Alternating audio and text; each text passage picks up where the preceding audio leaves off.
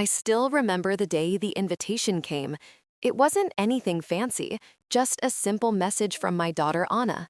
Mom, come over this Sunday. We all miss you. Those words felt like sunlight breaking through clouds. It had been months since either Anna or my son David had called.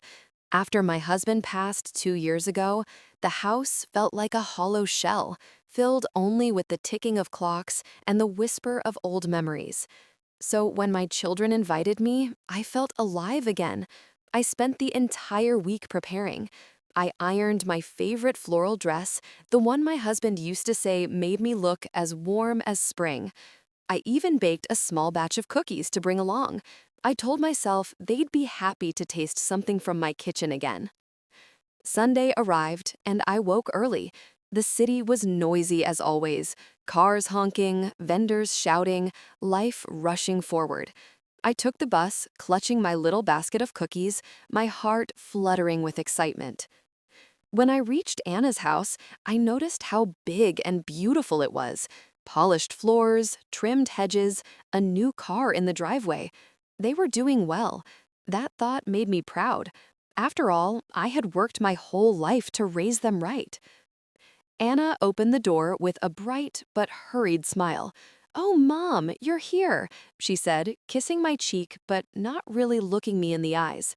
Behind her, I saw David and his wife sitting on the couch, their eyes fixed on their phones. The living room smelled faintly of perfume and something cooking in the kitchen. I smiled and said softly, "It smells delicious. What are you making?" Anna hesitated. "Oh, just lunch. We already ate earlier, though." Her words landed like a quiet slap. I blinked, unsure I'd heard right.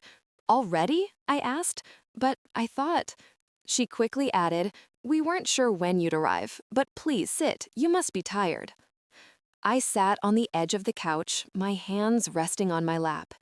David didn't look up. His wife offered a polite smile that didn't reach her eyes. I could hear the clatter of plates being washed in the kitchen, the sound of a meal that had already ended. Minutes passed in small talk. They told me about their jobs, their new furniture, how expensive everything was. No one asked if I'd eaten.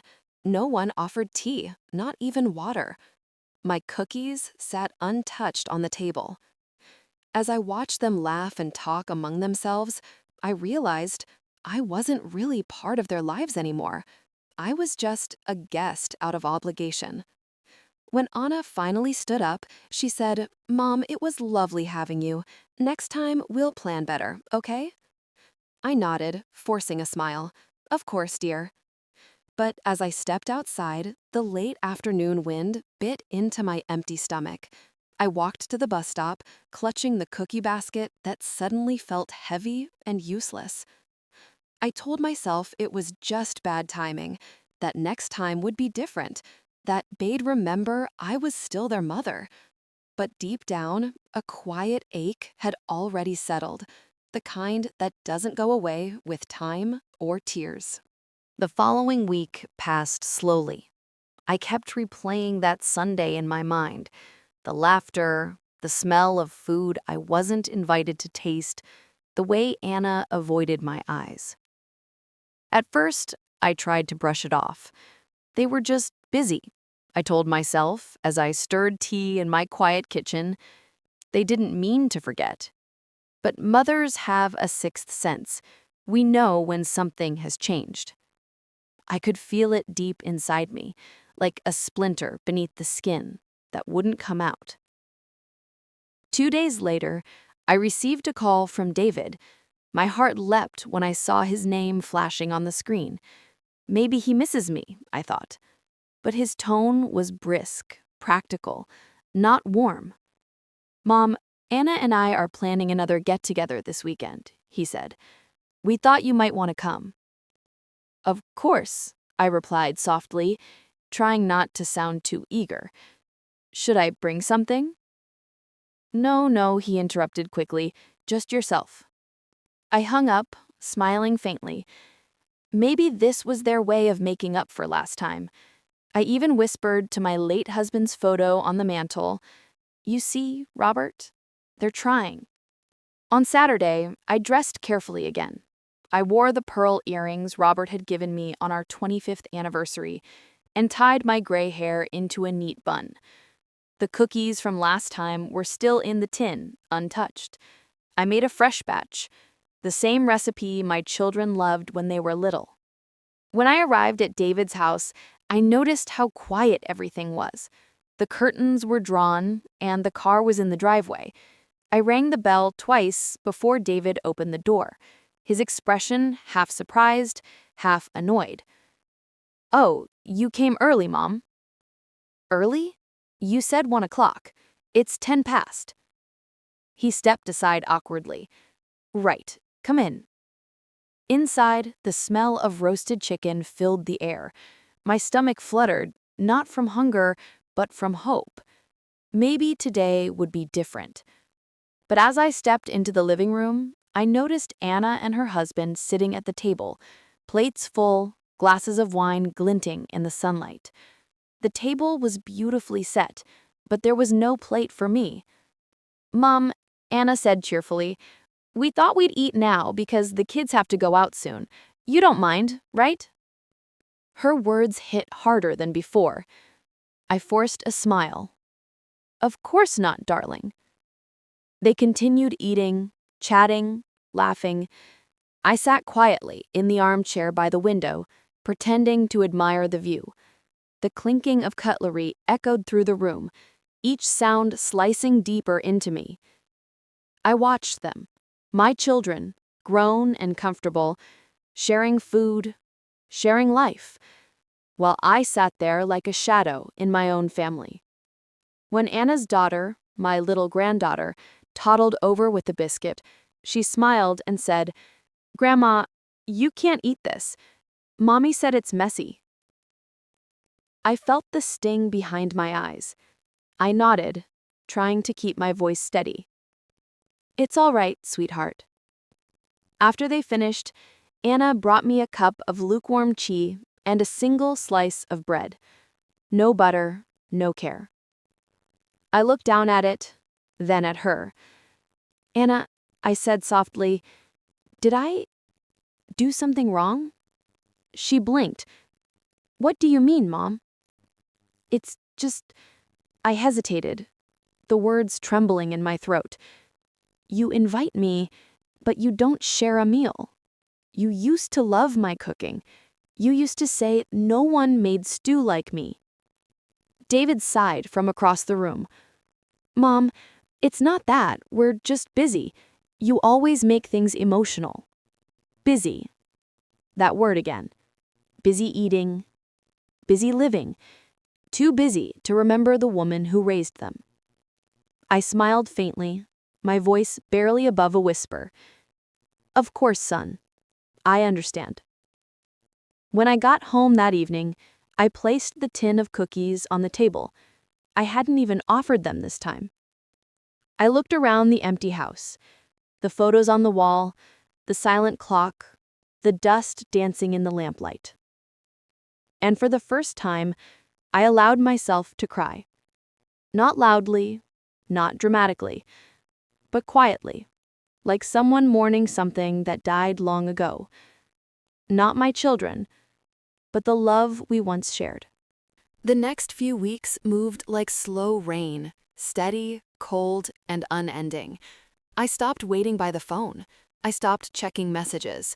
Even my tea tasted like memory instead of comfort. Every morning, I still cooked small portions out of habit, 1 egg, 1 slice of toast, and I'd whisper to the empty chair across from me, "Robert, if you were here, you'd tell me to be strong." And then I'd answer myself in his voice, "You're stronger than you think, Helen." One afternoon, I decided to step outside. The walls of my house felt like they were closing in on me, stuffed with silence. I put on my coat and walked to the small park down the street, the same park where I used to bring Anna and David when they were little. The benches were wet from a morning drizzle, and the air smelled of wet leaves and earth. I sat down and watched a few children chase each other, their laughter echoing. A mother called out, "Be careful, sweetie," and I felt a tug in my chest. Once upon a time, that was me. I didn't notice the man sitting 2 benches away until he spoke. "Cold day to be sitting out here," he said. His voice was rough, kind, and a little tired.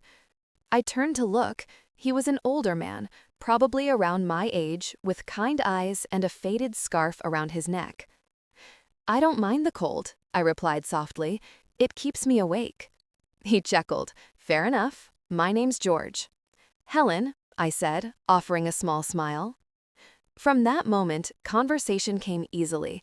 He told me he'd lost his wife 5 years ago. His children lived in another city and rarely visited. "They've got their own lives now," he said, trying to sound casual, but the sadness in his eyes betrayed him.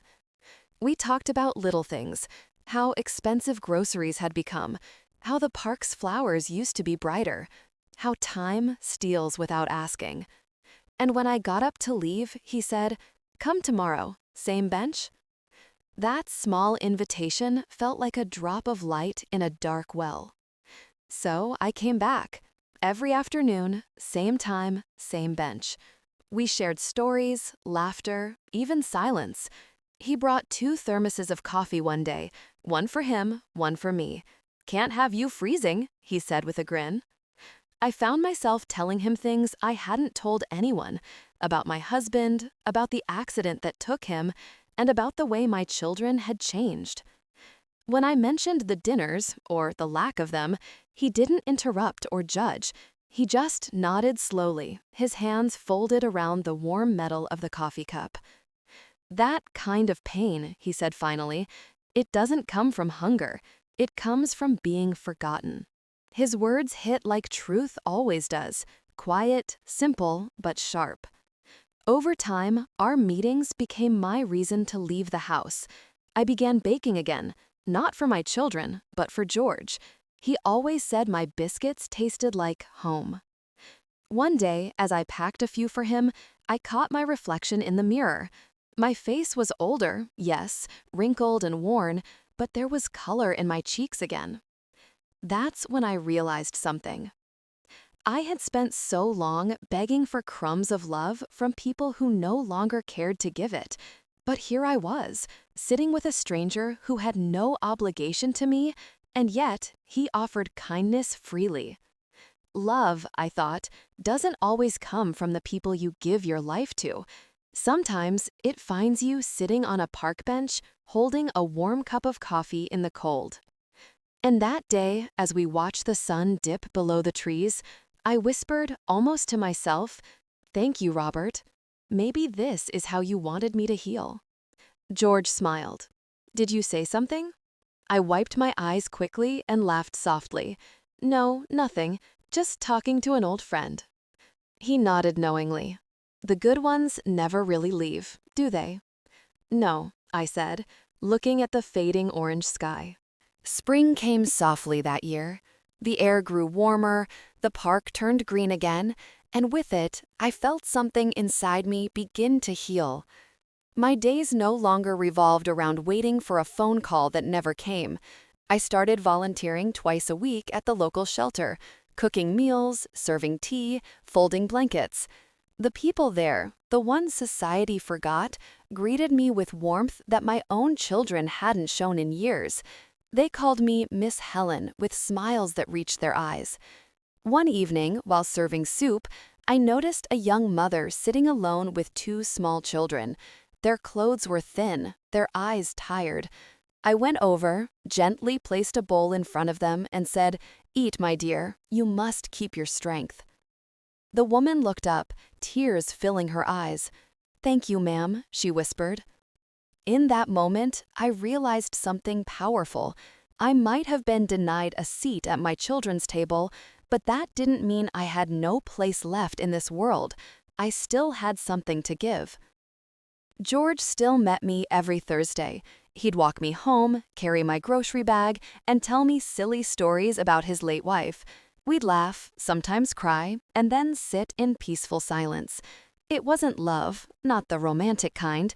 It was something deeper, 2 souls mending each other quietly. Then, one afternoon, my doorbell rang. When I opened it, I saw Anna standing there, her eyes swollen. David was behind her, looking unsure. "Mom," Anna said softly, "we're sorry. We shouldn't have treated you like that." I didn't speak at first. I just looked at them, the children I had once fed from my hands, the ones who had turned me away from their table. "What made you come today?" I asked. David sighed. "We saw a news story about the shelter you work at. The reporter said your name. We didn't even know you were helping people." I smiled faintly. "You never asked." Anna wiped her eyes. "We thought we were too busy, but we were just selfish." Tears slipped down my cheeks, but I didn't tremble this time. I felt calm, steady. "I forgive you," I said simply. "But forgiveness doesn't mean forgetting. You must learn to love people while they're still around, not after they've gone." They both nodded, silent, ashamed. I stepped aside. "Come in," I said. "I just made some soup." They sat at my small kitchen table, the same table where I once ate alone. The steam rose between us like a soft curtain, the hurt, the years, the silence. For the first time in a long time, we ate together, quietly, slowly, like a family trying to remember what love tasted like. As they left later that night, Anna hugged me tightly and whispered, "You're stronger than we ever realized." I smiled. "No, sweetheart, I just remembered who I was before the world made me doubt it." When the door closed, I turned off the lights and stood by the window. Outside, the moon hung low, silver and forgiving. I wasn't hungry anymore, not for food, not for love. I had learned to feed myself with kindness, purpose, and peace. And in that stillness, I whispered a quiet prayer of thanks for the pain that broke me, the stranger who healed me, and the heart that never stopped hoping.